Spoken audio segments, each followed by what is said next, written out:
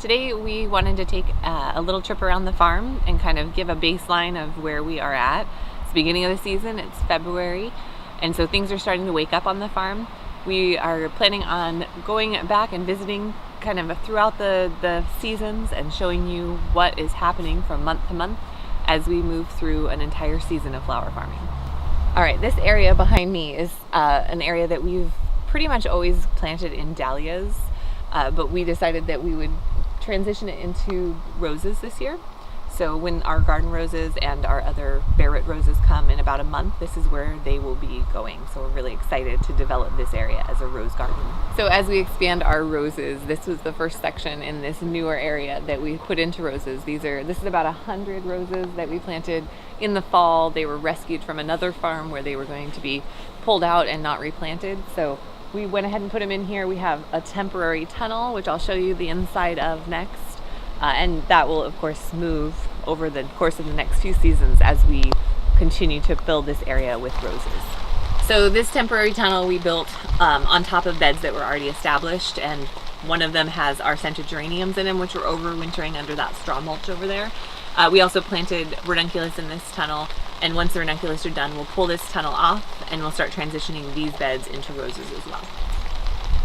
This is one of our perennial sections. This is where we have kind of our oldest peonies.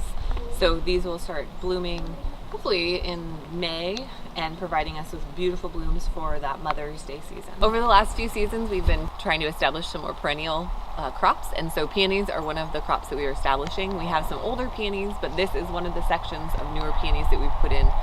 This and as well as another piece here on our home property, and then some larger plantings down on our leased property. So behind me is another section of peonies that went in last year, and then of course what we call hoop 2, and to the side of hoop 2 we have some plastic down for some crops that are going to go in later, but we're just kind of killing off weeds and keeping the soil dry before we plant. So this is the inside of hoop 2. This is all of our mother mums from last season. We overwintered them in here, and we've just kind of cleaned them up, and you can see that they're coming back nicely. So this week we've started taking cuttings from them, and we'll be planting those cuttings later in the spring out in the field. But for the time being, they're just nice and cozy in here and growing well for us. All right, so this is hoop 3 back here, and in front of hoop 3 we have kind of an area that has been used for dahlias in the past. This year we'll be planting sweet peas, spring sweet peas in it, and then in the late summer we'll be building a new hoop over this area. This is hoop 1, which is the first hoop that we built, and so we have a kind of a semi-permanent structure in here that we plant sweet peas on. I have a video up on how we built that if you're interested. In addition to the sweet peas that will go in here, we also have more mother mums in here that will be taking cuttings off through the spring, and then spring anemones. Our established roses are behind this gate in this fenced in area. So we will be moving, kind of reconfiguring this fence a little bit and adding in about 100 more cocos this year, and this is where they'll be.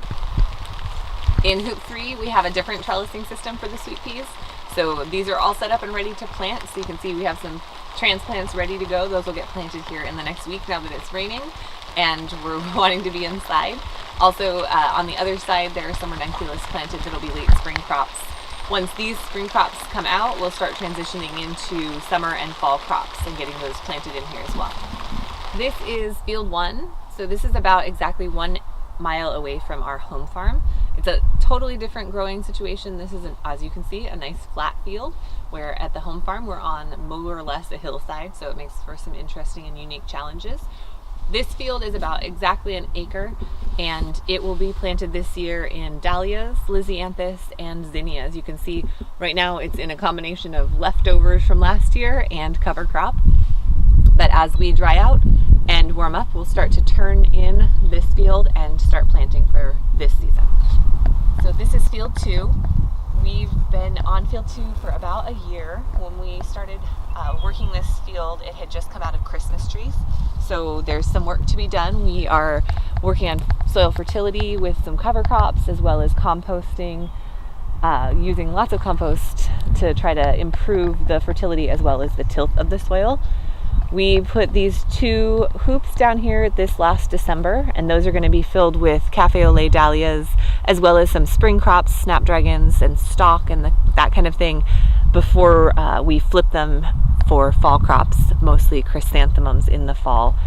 Past that, you can see these white posts over here are the new peonies that we put in down here in the fall, so this will be their first year in the ground. At the far end, we have just a little less than half of this field in cover crop. This is a combination of ryegrass and some different legumes to build up that fertility.